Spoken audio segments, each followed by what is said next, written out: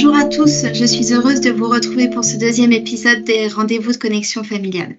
Nous espérons que vous trouverez ici des informations, des éclairages, des conseils qui vous aideront dans l'accompagnement des proches présentant un trouble de la personnalité borderline. Nous sommes le 10 octobre 2024, journée mondiale de la santé mentale, et nous avons le plaisir d'accueillir le docteur Olivier Cancel, coordinateur médical et chef de service à la clinique de Sceaux, Fondation Santé des étudiants de France et administrateur de la Fédération Santé Mentale France. En janvier dernier, Gabriel Attal a déclaré vouloir faire de la santé mentale la grande cause nationale 2025. Et Michel Barnier, dans sa déclaration de politique générale, a attribué le label Grande cause nationale 2025 à la santé mentale. Et nous nous en réjouissons. Et pour bien comprendre ce que tout cela veut dire, docteur Cancel, pouvez-vous nous expliquer ce qu'est la santé mentale ? Alors, je voudrais juste rebondir pour dire que ce label Grande Cause Nationale, nous sommes battus pour l'avoir et nous nous réjouissons de l'avoir, en particulier Santé Mentale France, parce que c'est vraiment la reconnaissance que la santé mentale, c'est l'affaire de tous, même s'il y a des problèmes institutionnels au niveau de l'hôpital et de la psychiatrie institutionnelle. Il y a nécessité que tout le monde s'empare du sujet parce que la prévention est essentielle pour éviter justement de se retrouver dans des situations nécessitant des soins aigus ou des hospitalisations. Donc déjà, il faut se réjouir de cette labellisation parce que finalement, nous avons tous une santé mentale, nous avons une santé, donc une santé mentale, et il faut savoir en prendre soin. Et et ça n'intéresse pas que la psychiatrie, la santé mentale. La psychiatrie s'intéresse, à son objet, et c'est déjà pas mal, c'est surtout les maladies susceptibles d'être chroniques, graves, invalidantes, même si le champ de la prévention la concerne, puisqu'il s'agit d'éviter de se retrouver dans ces situations-là. Mais il y a des troubles psychiques moins intenses, plus fréquents. Ça, c'est extrêmement, c'est l'affaire de bien d'autres que la psychiatrie. Et puis, il y a aussi tout ce qui est promotion de la santé, tous les hygiènes de vie, tout ce qu'on peut faire pour aller bien, et bien évidemment, la nécessité de déstigmatiser, d'avoir une connaissance suffisante de la santé mentale pour pouvoir venir en aide à son prochain. Et à ses proches quand on a un proche atteint. Et justement, à l'occasion de la journée mondiale de la santé mentale aujourd'hui, nous mettons en lumière l'importance de la prévention et du soutien aux personnes concernées. Cette santé mentale étant devenue la grande cause nationale, en quoi, selon vous, cela pourra renforcer les efforts de prévention ? Et pensez-vous que cela permettra aux associations comme Connexion Familiale de mieux développer leurs actions et de toucher un public plus large ?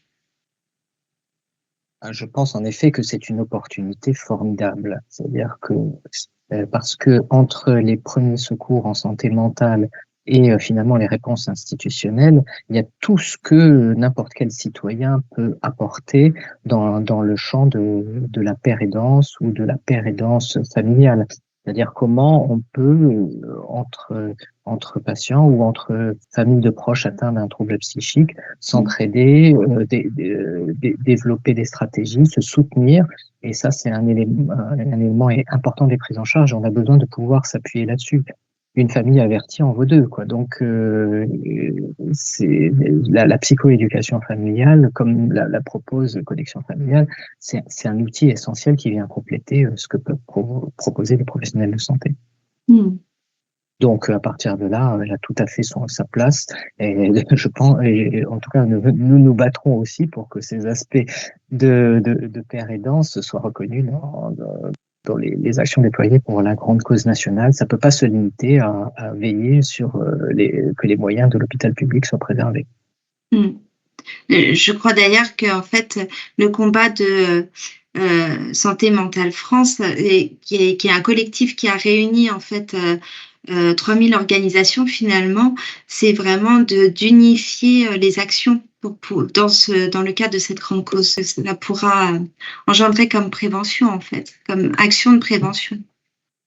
Oui, c'est-à-dire, c'est un petit peu comme la nomination du gouvernement, c'est-à-dire que tout le travail de consensus a été fait en amont et on était tous d'accord pour porter cette grande cause nationale après avoir fait taire quelques dissensions qui pouvaient exister, comme il y en a toujours dès qu'on met deux humains dans une pièce et qu'ils ne sont pas toujours d'accord sur tout. Et donc, à la clinique de Sceaux, vous accueillez des jeunes en soins-études qui ont entre 16 et 25 ans. Et de quoi Oui. souffrent-ils majoritairement, ces jeunes? Alors, ils souffrent de toutes sortes de troubles psychiatriques qui apparaissent dans l'enfance et l'adolescence et parfois même des pathologies émergentes de l'âge adulte qui apparaissent un peu plus tôt. Donc, c'est des symptomatologies qui sont souvent bruyantes, fluctuantes, et qui génèrent une grande souffrance, mais aussi une grande labilité de présentation. Donc, c'est toujours difficile d'établir des diagnostics, mais par contre, on peut être sûr qu'il y a un bon tiers de nos patients qui souffrent au moins d'une dysrégulation émotionnelle, quand bien même on ne pourrait pas toujours s'autoriser à porter un diagnostic de trouble de personnalité limite, qui quand même vient signer une organisation de la personnalité un peu pérenne, quoi.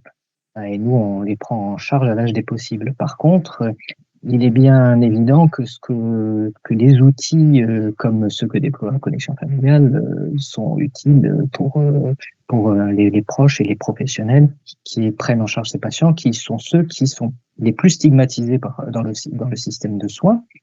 En tout cas, désormais, les troubles de la personnalité borderline sont encore plus stigmatisés que les schizophrénies. Mais bon, je sais si les schizophrénies, du chemin a été fait, mais il en reste encore à faire.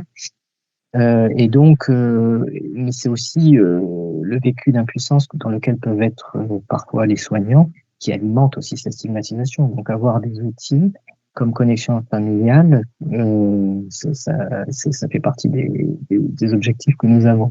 Merci beaucoup, docteur Cancel. Je rappelle que nous sommes aujourd'hui le 10 octobre et nous célébrons cette journée mondiale de la santé mentale. Et sincèrement, merci de nous avoir permis de vous interviewer, de pouvoir avoir plus d'informations sur la santé mentale en France.